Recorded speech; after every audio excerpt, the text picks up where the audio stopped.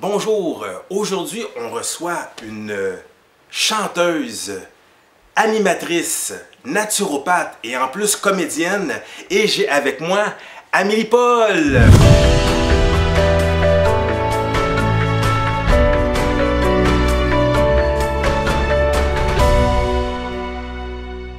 Bonjour Amélie. Bonjour Yandel. Comment vas-tu? Très bien, merci d'être venu dans mon humble demeure.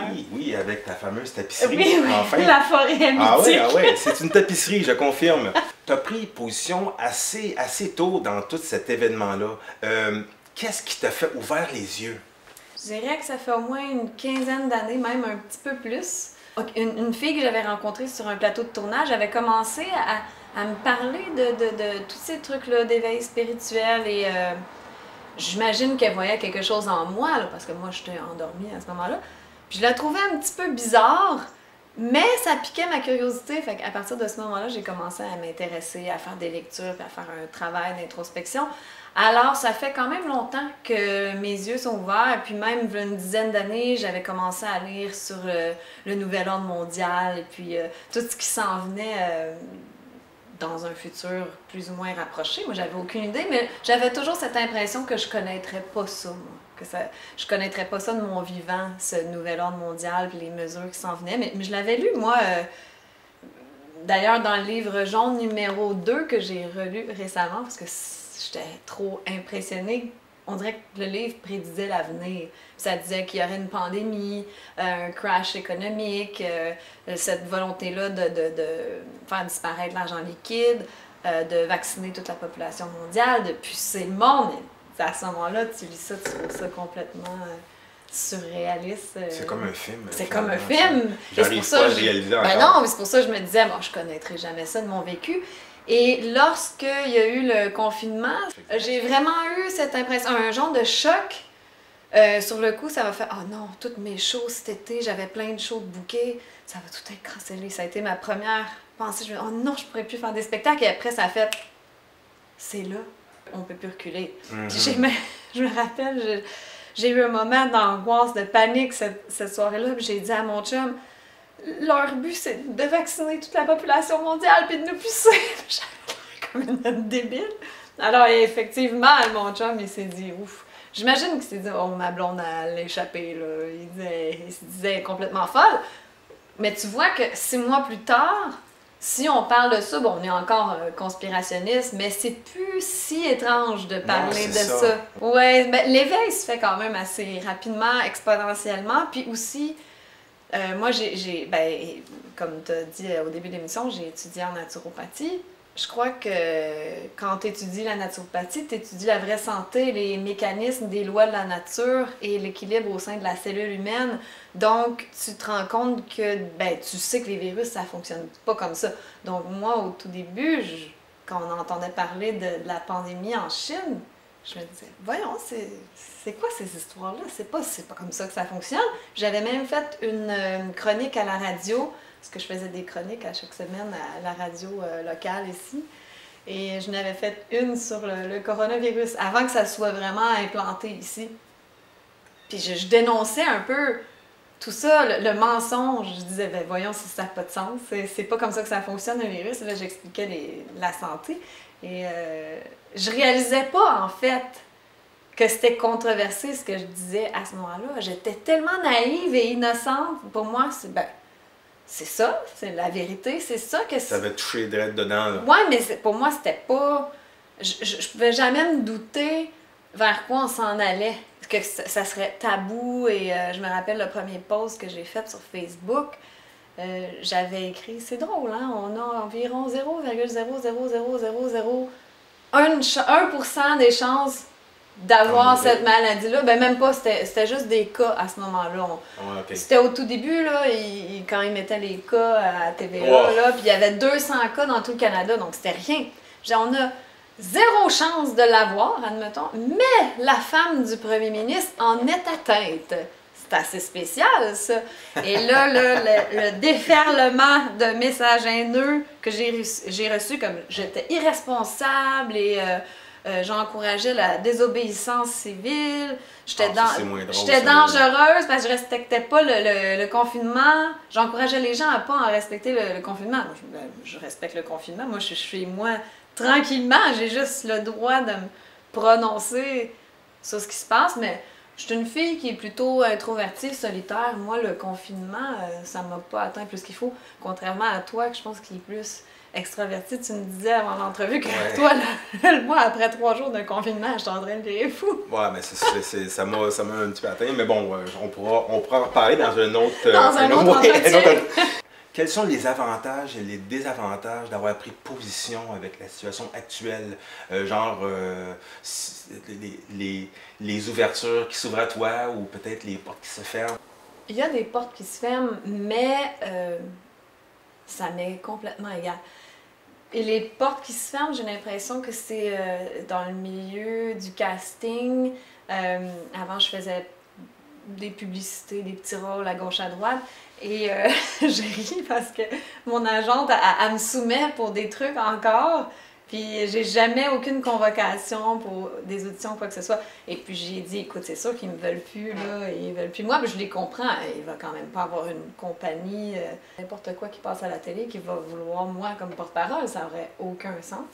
Mais je me disais, des fois, pour un petit rôle ou une figuration, tu sais, pourquoi pas. J'ai dit, je suis sûre qu'ils veulent plus de moi. Mon agente a dit, ben moi, tant que les directeurs de casting me disent pas qu'ils veulent plus de toi, je vais te soumettre. Mais en fait, je réalise que j'ai plus envie, dans le fond. J'ai plus envie d'être dans ce monde-là. On dirait que tout ce qui était avant la crise ne m'intéresse plus vraiment. Mon obsession, c'est « OK, qu'est-ce que je peux faire aujourd'hui pour essayer d'aider la cause, d'aider le mouvement éveillé? » C'est insignifiant, c'est qu'on dirait que je suis tellement drivée par une force, par quelque chose. J'ai du mal à faire les petits trucs du quotidien, là, les petits trucs banals du quotidien. Comme si il se passait rien de grave, là, c'est comme... On est dans quelque chose, là, puis toi tu le sais, puis tu... C'est ça! Je suis pas capable de faire comme s'il se passait rien de grave. On est dans un point de tournant de l'histoire de l'humanité. Et puis il faut qu'on fasse tout. Il faut faire quelque chose. Chacun a un rôle à jouer là-dedans, même si certains le savent pas encore. Moi, j'ai l'impression que c'est ça que je dois faire, puis il n'y a rien d'autre qui est possible. Alors, mais c'est super agréable, ça, à quelque part, d'être drivé comme ça, quasiment sur une mission. Moi, j'adore ça. Donc, tout ce qui était avant, mon Dieu, j'étais plus drivée par la volonté de m'aimer. Aimez-moi, aimez-moi. Tu sais, je veux dire, c'était vide, là. Et puis, j'étais vide aussi. Je me pensais rendue à un certain niveau, tout ça, mais je me rends compte, non, j'étais pas nourrie. Il me manquait quelque chose. Puis encore là, peut-être que dans 10 ans, je vais dire qu'à 42 ans, j'étais pas là pantoute. Tu sais, on évolue toujours comme ça. Donc, j'en vois pas tellement. Oui, il y a un inconvénient, ben c'est sûr, c'est la division qu'on crée par notre prise de position. C'est sûr que ça fait pas l'affaire à tout le monde. Il y a des gens qui nous veulent plus dans leur vie, puis je comprends aussi. Sur les réseaux sociaux, les gens vont arrêter de nous suivre. Ça, c'est correct. Moi, je préfère que les gens arrêtent de me suivre plutôt que d'être frustrés. Après moi, à chaque fois que je fais un post, là, ça, je préfère ça. Oui. Mais c'est plus difficile au niveau de ma famille aussi. C'est pas tout le monde qui est d'accord avec moi.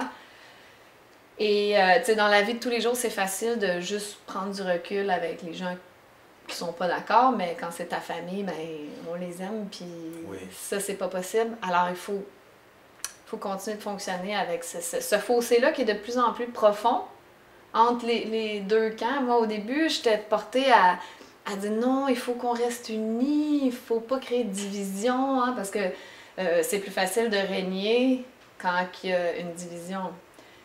Mais je pense pas que c'est possible. La réconciliation rendue là est pas possible. Ça va être difficile, du moins. Ça va être difficile. Oui, puis comme on appelle, bon, je vais pas dire les moutons, les gens plus conformistes, je les sens plus agressifs, du moins sur les réseaux sociaux, là, envers nous. Ils vont être plus... Au lieu de juste nous ignorer, on dirait qu'ils veulent nous discréditer. Ils vont être plus dans la haine. Peut-être que c'est des deux côtés aussi, là. Oui, moi je pense que c'est des deux côtés. C'est des deux côtés, oui, c'est juste que moi je le subis. Moi, je crois pas que je suis haineuse envers les autres, là. Je les ignore, tout simplement. Il faut faire attention parce qu'il ne faut pas oublier qu'avant tout ça, je veux dire, on s'aimait, je veux dire, la famille, tout ça. Il faut juste faire attention. Puis, je veux dire, la conscience, elle doit être de tous les côtés parce que ceux qui sont, mettons, contre le port du masque, il faut faire attention pour pas mal nous représenter en envoyant de la haine et tout ça. Oui. Fait que moi, je blâme personne, mais il faut faire quelque chose, tu motives beaucoup de monde. Où trouves-tu l'énergie pour rester dans l'humour? Pour dédramatiser toute la situation actuelle, parce que, je veux dire, on regarde tes capsules, puis on voit, on entend le message, mais tu le fais d'une manière tellement positive et dans l'humour. Comment tu fais? Je suis animée par je suis très, très motivée, puis j'ai un genre de paix du fait que je suis alignée avec qui je suis pour la première fois de ma vie. Wow. Je pense que je refuse aussi de me sentir coupable parce qu'il y a des gens, c'est terrible ce qu'ils vivent. Là. Moi, je le vois parce qu'on m'écrit, beaucoup de monde m'écrit sur les réseaux sociaux, des gens en dépression, des gens qui vivent beaucoup, beaucoup de solitude. Ça, mon Dieu, je sens que les gens ont donc besoin de me parler. Ils voudraient m'appeler, puis ils voudraient jaser. Puis je suis comme, à un moment donné, je peux pas passer ma vie au téléphone non plus. Là. C'est pour ça que j'avais fait la vidéo des moutruches. Et pourtant, ça m'a valu tellement de haine. Mais je l'avais fait dans l'optique de montrer à ceux qui sont très, très seuls, puis qui se sentent seuls parce qu'ils pensent d'une façon, puis là, ils ont perdu leur famille et tout ça. Donc, c'était un petit peu pour les faire rire, eux, pour dédramatiser. Et finalement, les moutruches, elles autres, ils l'ont pas trouvé drôle. Mais, je pense que c'est le mot moutruche qui vient les chercher. Oui, mais au début, je suis tellement naïve. Moi, j'ai une belle naïveté. Je disais, ça, c'est pour les gens qui sont éveillés, puis bon, qui se sentent seuls et qui se disent, mon Dieu, j'ai plus envie d'être dans ce monde. T'sais. Puis j'ai dit, les autres, si vous trouvez que c'est complètement bizarre ce que je viens de dire, là, allez écouter TVA et Radio-Canada. Fait que, moi, je croyais naïvement que cette vidéo-là serait vraiment juste pour les gens éveillés. Et je me suis fait avoir avec celui-là. Mais au moins, ils te regardent. Ça force peut-être une réflexion. Absolument. C'est vrai que c'est positif que ces gens-là, peut-être un peu plus endormis, ils vont regarder parce que l'humour, ça touche beaucoup les Québécois. Et moi, c'était cette optique-là que je voulais aller chercher parce qu'on est un peuple qui adore l'humour. On aime rire, les Québécois. Oui, définitivement. Je suis pas humoriste pantoute, mais j'ai tout le temps eu ce petit côté sarcastique-là, moi, dans ma vie. Alors, la première vidéo que j'ai faite sur les 11 façons d'affaiblir son système immunitaire, pour moi, là, c'était juste c'était une évidence, puis je me disais, ben, je vais rire avec ça. Mais je sais pas comment l'expliquer, c'était juste la normalité qui coulait. J'ai fait ça, puis j'hésitais à le poster même, parce que j'avais pas envie de recevoir de la haine. Je suis tellement content d'avoir vu cette vidéo-là, c'était tellement drôle. Non, fallait qu'elle sorte, Ben, après ça, j'ai vu que ça marchait, cette tactique-là humoristique. C'est pour ça que j'ai décidé de continuer, puis je trouve ça bien plus fun, de toute façon, de faire rire. Pourquoi on ne parle pas plus de santé que ça? T'sais, on parle de santé, mais je veux dire, c'est comme, mettons, un peu dans la pensée unique. Mais je veux dire, il y a tellement, je veux dire, toi, tu es naturopathe, il y a plein de manières qu'on peut se faire attention à nous, mais ne sont pas toujours expliquées. Mais pourquoi ça? La santé, c'est pas payant. Hein? D'un côté, ce qui est payant, c'est... Les médicaments? Oui, ben en fait, c'est pas payant si quelqu'un est mort, c'est pas payant si quelqu'un est en pleine santé, c'est comme entre les deux que c'est payant, tu sais. Oui, je vois. Quand la personne est en vie, mais à moitié mort. C'est ça. Donc, on va le tenir en vie juste pour dire prends des pilules. Ben, on a une société qui fonctionne sur le principe de la maladie, pratiquement. Parce que tout autour de nous, même ce qui est valorisé comme mode de vie, c'est pas très santé, notre alimentation non plus. Les bases de la santé sont pas enseignées vraiment à l'école. On parle du guide alimentaire canadien, mais bon, on voit que c'est un petit peu n'importe quoi, il change tout le temps. Comme si l'alimentation, les besoins du corps humain changeaient avec les années. C'est comme la science. Au début de la pandémie, la science disait que le masque, c'était une mauvaise chose. Et puis là, maintenant, que la pandémie est terminée, il faut porter le masque. La science, ça change. Ce qui est formidable, c'est qu'on traite les naturopathes de charlatans et c'est combien de fois là en ce moment sur les réseaux sociaux qu'on me dit mais t'es juste une naturopathe, tu connais rien, pourquoi qu'on va t'écouter toi? Ben, moi je l'ai étudié la santé. Moi j'avais une maladie chronique dégénérative que j'ai pu guérir en allant étudier la naturopathie, alors que du côté de la médecine traditionnelle, on m'avait dit non, ça va falloir que tu t'habitues à vivre avec. Qu'est-ce que les gens devraient savoir sur leur santé, là, faire attention à leur système immunitaire? Qu'est-ce que les gens devraient savoir? Bien, que le système immunitaire, c'est pas une armée qu'on a à l'intérieur de nous qui combat les virus, là, qui va tuer les virus pour nous aider. Le système immunitaire, c'est l'équilibre entre toutes les bactéries, les virus, les micro-organismes du corps. Le but, c'est pas de tuer tous les virus puis les bactéries, on s'entend, c'est juste que tout soit en harmonie. Guylaine Langto, elle a dit que ça n'existe pas, les virus. En fait, on est en harmonie avec la nature. Exactement.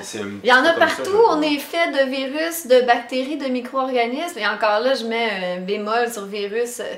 Appelons-les les micro-organismes, qui sont vraiment des exosomes que la cellule fabrique elle-même quand elle devient instable. Si on est malade, on est fatigué, on a un mode de vie dénaturé, puis que notre cellule, elle commence à pu être très bien, elle commence à être malade, à se sentir malade, mais elle produit ces micro-organismes-là qui vont servir à aller nettoyer le corps. Donc, nous, on a l'impression qu'on est attaqué par un virus extérieur. C'est ça, mais non, c'est que bon, ces micro-organismes-là aussi produisent des déchets, hein, ils sont vivants, alors ben, ces déchets-là qui vont aider, pas aider, mais plutôt créer des symptômes désagréables qu'on va appeler des maladies. Mais nos maladies, c'est plutôt des symptômes de nettoyage. Alors, oui, c'est désagréable. Certains peut-être sont tellement encrassés qu'ils vont aller jusqu'à mourir de ce nettoyage-là, mais c'est très rare. Il faut avoir fait des années de mode de vie dénaturé, puis être vraiment encrassé. C'est pour ça d'ailleurs qu'ils disent les gens plus vulnérables ou les gens obèses sont plus susceptibles d'être atteints par le coronavirus, mais c'est parce qu'ils sont plus encrassés. Tout simplement. Le truc, là, c'est tellement simple. Je vais résumer la santé, là, ça va être très, très simple. Buvez quand vous avez soif et mangez quand vous avez faim. Mais arrêtez de vous obliger à manger parce que là, c'est le matin ou là, c'est le midi, il faut que je mange ou là... On a 3 repas par jour, puis la collation. Si vous n'avez pas faim, mais mon Dieu, ne mangez pas. Certaines personnes se lèvent le matin puis n'ont pas faim. En fait, il faut manger quand on a faim et il faut mastiquer. Mais là, il n'y a personne qui fait ça. Mais si, admettons, on voulait vraiment là, éloigner le plus possible la maladie et garder un poids santé tout le temps. On mange quand on a faim, on mastique jusqu'à temps que ça soit liquide dans notre bouche. Mais avec du macaroni, j'ai essayé puis c'est tough. La macaroni, je fais une mastique puis whoop, je l'emballe. Oh, mais c'est parce qu'il y a peut-être plein de gluten là-dedans, ça colle, c'est pas grave. Ok, ouais, c'est ça. On passe direct. Le troisième critère qui est extrêmement difficile aussi, mais très très basique, c'est d'arrêter de manger quand vous n'avez plus faim. Ah. Mais ça, souvent, on n'a pas été formaté comme ça. Là. Mange toute ton assiette. Mange toute ton assiette, sinon tu sens pas de table ou tu n'auras pas de dessert. Ben là, on veut un dessert. On ne devrait jamais dire ça aux enfants. Si l'enfant a plus faim, forcez-le pas à manger. Son corps, les enfants sont tellement connectés à leur corps, sont juste comme tellement parfaits, les enfants. Eux savent s'ils ont faim, puis ils savent s'ils ont plus faim. Tout simplement. Ça fait plein de sens. Puis il faut, parce qu'on est porté aussi, c'est le fun de manger, donc on veut finir notre assiette. Moi, je suis comme ça, c'est si bon, je veux terminer. Mais écoutons notre corps. Quand on commence à être rassasié, tu sais qu'on aurait encore envie de manger, mais que dans le fond, tu sens ton corps rassasié, c'est là qu'on doit arrêter de manger. Puis ça, c'est si simple. Si on respectait ça, on n'aurait pas de problème de santé, puis d'obésité et tout ça. Exactement, exactement. Écoute, je voulais te parler de tes vidéos que tu fais. Moi, il y a plein de vidéos que j'ai vues de toi, c'est vraiment cool. Merci. C'est quelle ta vidéo préférée, puis qui a eu plus de vues? Moi, mon préféré... je pense que c'est mon dernier, mais peut-être qu'à chaque fois, je m'améliore, donc c'est mon dernier que je préfère. Et c'est les 10 raisons pourquoi je porte mon masque fièrement. C'est vraiment, c'est du bonbon. Je l'ai bien aimé, celui-là. Ah, oui. Mais mon préféré, c'est celui que je prépare, là. Lui, là... mais encore là, je me dis toujours, ah, c'est tellement bon, parce que j'ai peaufiné le texte et tout ça, tu sais, j'ai pris le temps de le faire bien. Mais des fois, on s'imagine que quelque chose va être donc extraordinaire, puis que la réponse est bof. Puis des fois, tu t'attends à rien, puis là, ça l'explose. Donc, j'ai bien aimé mais toi, tu vois le travail qu'il y a derrière. C'est ça, donc j'en suis très fière, c'est pour ça. Mais peut-être, on va voir la réponse des gens. Mais un de mes préférés, je crois que c'est celui qui a eu le moins de views. Il y en a eu quand même, mais c'était celui sur les mesures sexuelles, COVID-19 et les sexualités ou quelque chose comme ça. Là. Je trouvais ça tellement drôle de ridiculiser les mesures sanitaires au niveau de la sexualité pour le gouvernement. Mais c'était un bijou quand c'est sorti tout ça. Là, que... Eux autres, ils étaient drôles en tabarouette, sérieusement. Quand ils ont sorti ça, là, je veux dire... Ouf. Okay, mais favoriser la masturbation ou les relations sexuelles par Internet et tout ça. Puis tu sais, ils disent ça sérieusement, c'est magnifique. Mais c'est clair, c'est vraiment une distanciation qu'on veut absolument de nos proches, de tout le monde. Puis ils sont pas gênés, là. Je vois une volonté de déshumaniser de plus en plus. On s'éloigne, on peut même plus faire l'amour... normalement avec une belle connexion, qu'on se regarde dans les yeux. Non, là, c'est doggy style parce qu'il faut pas qu'on asperge notre partenaire de gouttelettes. C'est complètement ridicule. Alors que... Porter le masque en même temps. Ben oui, mais là, porter le masque pendant les relations sexuelles. Mais je veux dire, juste ça devrait être assez pour faire allumer le monde. Il y a tellement de petits trucs comme ça qui se passent. Moi, je me dis tout le temps, mais voyons, juste ça devrait être assez. Mais quand même, il faut le dire qu'il y a une grosse éveil quand même. Absolument, oui. Qui se fait. Et je sais que toi, le fait de voir l'éveil comme ça, toi, ça te passionne. Okay? Ah oui, il n'y a rien de plus beau pour moi. Explique-nous un peu pourquoi ça te passionne que les gens se réveillent autour de nous. Parce que j'ai envie de créer le monde dans lequel je veux vivre. Puis le monde dans lequel je veux vivre, c'est un monde où... je crois qu'on appelle ça une démocratie libre. En fait, il y a un système mis en place, pas des partis, mais un système mis en place pour répartir les ressources de façon équitable, et qu'on garde nos ressources pour nous, que les banques soient un système qui ne servent pas à s'enrichir, mais qui va juste aider les gens. Peut-être que c'est utopique, peut-être que j'habite dans mon monde, mais j'ai l'impression que c'est vers ça qu'on s'en va. Des petites communautés qui s'entraident, qui fonctionnent... peut-être le peuple aussi, je veux dire... moi, je sais que j'ai entendu parler un moyen qui pourrait être bon, qu'on pourrait implanter, c'est le référendum initiative citoyen, où est-ce que les gens, tu vois, quand on passe une loi, mais qu'on ne soit pas juste là à dire « Ah, ben on a passé une loi dans notre dos, ok, c'est correct ». Non, qu'on aurait peut-être plus notre mot à dire. Absolument, mais c'est là qu'on le voit en ce moment. Il y a toutes sortes de lois qui passent, puis on n'est jamais consulté. Mais c'est sûr qu'ils vont passer ça sur le dos des mesures sanitaires. Il faut qu'on se dépêche. Là. On n'a jamais vécu une situation comme ça. Il faut qu'on s'adapte. Bon, c'est facile de sortir ces arguments-là. Mais moi, j'ai envie qu'on s'en aille vers un monde plus d'entraide, de collaboration et où tout le monde a son mot à dire et qu'il n'y a plus 1% de la population qui dirige la planète entière. D'après toi, de quoi que les gens ont besoin d'avoir pour évoluer? C'est un inconfort qu'on a besoin pour évoluer. Sortir de sa petite routine et son petit confort. Et puis c'est magnifique ce qui se passe. Il y a un éveil exponentiel en ce moment parce que les gens sont obligés de sortir de leur confort. Là, on leur dit de porter des masques, on ne pouvait pas sortir là, vous ne pouvez pas vous réunir.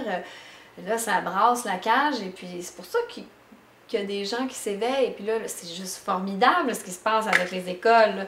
Autant que j'ai de la compassion pour les parents, les enfants qui doivent vivre ça. Ça a l'air épouvantable en ce moment. Là. Les mesures dictatoriales dans les écoles, on dirait que des camps de concentration, je sais pas, c'est complètement ridicule. Ça prend ça pour que les gens là, se révoltent. Mais en même temps, les gens qui croient à toute cette mascarade-là, ben, ils vont dire que c'est pour notre bien. Mais ils ont déjà commencé d'ailleurs, hein. Il y a des gens que je les vois dans leur voiture, puis ça se promène toujours avec un masque. J'aimerais ça les voir dans leur maison, ces gens-là. Qu'est-ce qui se passe? Quand Ben, ils vont à la moi, toilette, quand j'aimerais- ils se lèvent du sofa pour aller à la toilette, hey, j'étais à hauteur du virus. Mais je suis curieuse de savoir, moi, s'il y en a qui ont vraiment eu des relations sexuelles avec leur masque. Avec un glory hole. Oui! Parce que, tu sais, pour nous, on trouve ça drôle, puis on rit. Oh mais là je là veux dire, il y là en a là. qui sont tellement. Je veux pas Puis dire où c'est que moutons, t'achètes mais- ça, ces planches-là, là? Chez Mais- Rona? Voyons, quel trip que tu dis, je veux dire, c'est-tu vraiment agréable? Je peux pas imaginer, mais en tout cas. Wow! Puis en faisant l'amour, je veux pas dire baiser, mais voilà, je l'ai dit. Parce que tu fais pas nécessairement l'amour avec tout le monde. Ben, j'appellerais pas ça faire l'amour, moi, Non, je c'est m'excuse. ça. Ben là, c'est ça, tu fais pas l'amour avec Non. un glory hole ou avec un masque dans Non. le visage. Mais tu mets le doigt dessus, ça s'appelle pas faire l'amour. Donc, il n'y a plus cette connexion-là, la connexion de vraiment faire l'amour. Tu sais, une relation sexuelle connectée avec le cœur, Oui. avec quelqu'un que t'aimes. C'est hyper, ça booste le système immunitaire, ça, c'est hyper sain pour le mental, ça crée un lâcher-prise dans le corps, mais tout ça, on est complètement déshumanisé. Allez plus voir vos grands-parents parce que vous pourriez les contaminer. Là, c'est dangereux, là, les enfants. C'est devenu, eux autres sont asymptomatiques, mais là, c'est devenu des porteurs du virus qui pourraient contaminer leurs grands-parents, c'est très dangereux. Et on leur inculque qu'ils peuvent tuer leurs grands-parents. Ça, c'est épouvantable. Encore une fois, juste ça devrait être assez pour faire allumer les gens. Mais non. Qu'est-ce que tu vois, toi, pour l'avenir? C'est quoi tes peurs ou tes rêves pour la société qui s'en vient?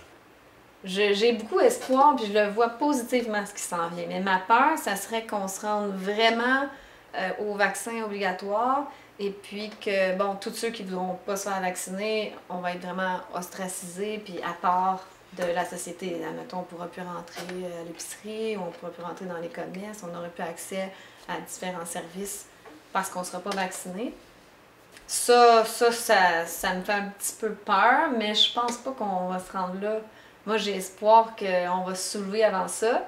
Puis je vois l'avenir super positivement. C'est un beau cadeau ce qui se passe. Puis là, je reprends les paroles de Guylaine Manteau. C'est un cadeau qu'on se fait. Parce que c'est une évolution incroyable qui se passe. Puis c'est un point tournant de l'histoire de l'humanité. Puis on a la chance de vivre ça. C'est incroyable. Notre âme a vraiment dit, moi, je vais m'incarner pour pouvoir vivre 2020, puis bon, les années à suivre, puis on va vivre ce grand changement-là. Tu sais, imaginez la chance qu'on a. Certaines personnes qui écoutent ça et se disent peut-être, mon Dieu, elle est folle, Amélie. Moi, je trouve pas que c'est le fun pantoute. Mais n'oubliez pas qu'il y a toujours un inconfort, puis tu sais, avant une grande joie, avant une grande expansion, il y a toujours une contraction, puis un inconfort, puis il y a tout le temps un nettoyage, pas le fun.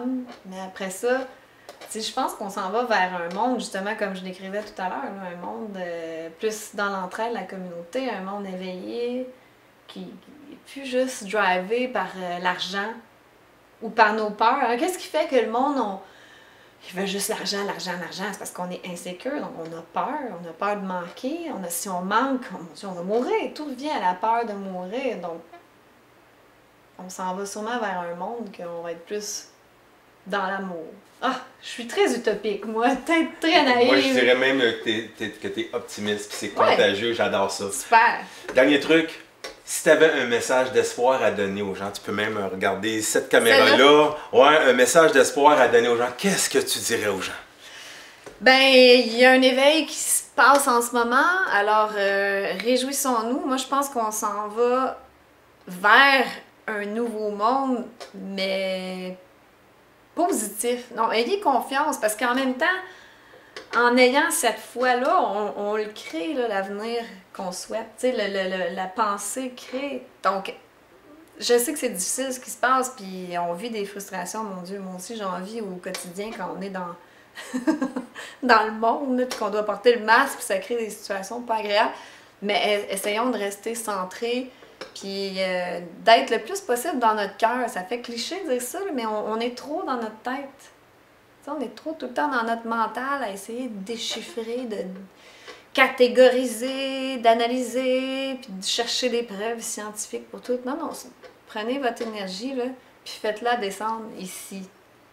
Vous allez voir, c'est pas mal plus agréable quand on vit à partir du cœur. Puis on a des belles réponses qui sont là, hein, qui sont logées là aussi. Oui, absolument. Les réponses sont toutes là. Puis on peut s'entraîner à ça, tu sais, de juste comme poser la question puis attendre la réponse. Ça a l'air fou, mais essayez-le. On les a, là. On a cette connexion-là. Il faut juste qu'on s'entraîne. Wow.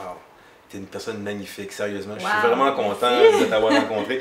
C'est tout le temps qu'on a. Merci beaucoup, Amélie Paul. Alors, voilà. Alors, c'était Amélie Paul. J'espère que vous avez aimé la chronique. Alors, il y en aura d'autres qui sont à venir. Alors, à la prochaine. T'as-tu du Purell pour qu'on se désinfecte les mains? Parce Ben qu'on oui, sait, c'est vrai. Hein? Je veux dire, j'ai pas de Purell. En as-tu un peu? Mais attends un peu, là, on va essayer de pas toucher rien avec cette main-là. Ben, on peut se faire des... Ah!